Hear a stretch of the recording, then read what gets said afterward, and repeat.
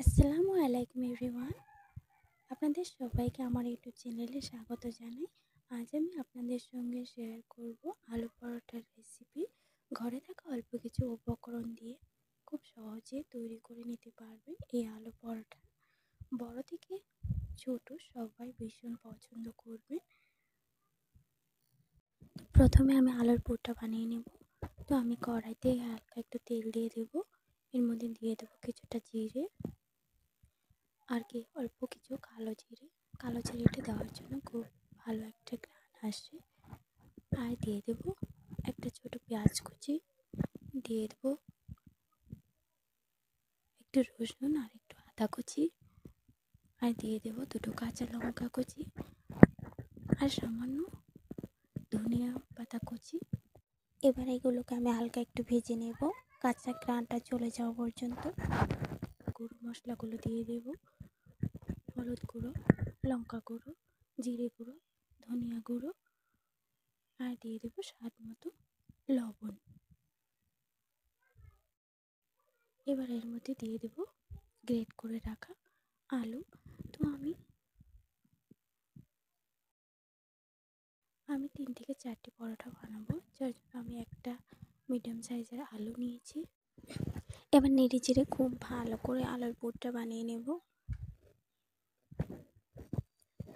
তো আলুর পুরটা বানানোর জন্য বেশি সময় লাগে না, বা 2 থেকে 3 মিনিটের মধ্যে আলুর পুরটা হয়ে যায়।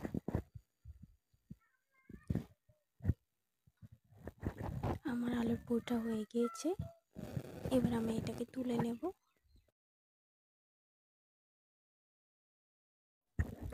আমি আগে থেকেই ময়দাটা মেখে রেখেছিলাম, মেখে আমি 10 মিনিট রেস্টে রেখে দিয়েছিলাম।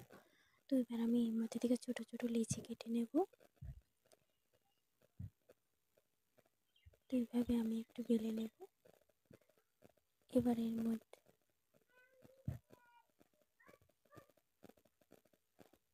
মধ্যে আমি বানিয়ে রাখা আলুর পুরটা দিয়ে দেব। তো আলুর পুরটা দিয়ে এইভাবে চারদিক থেকে ভালো করে নিয়ে এইভাবে খুব সুন্দর করে নেব। তো এবার আমি একটা রুটি বেলে নেব।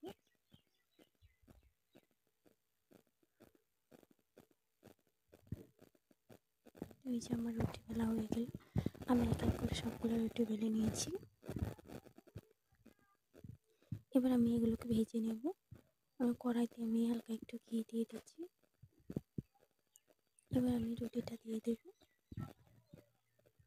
তো উল্টো পাল্টো করে আমি ভেজে নেব।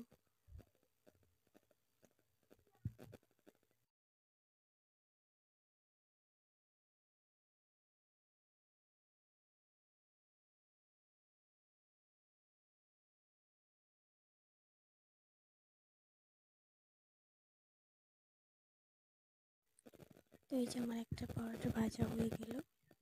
এভাবে আমি এক এক করে সবগুলো ভেজে নেব।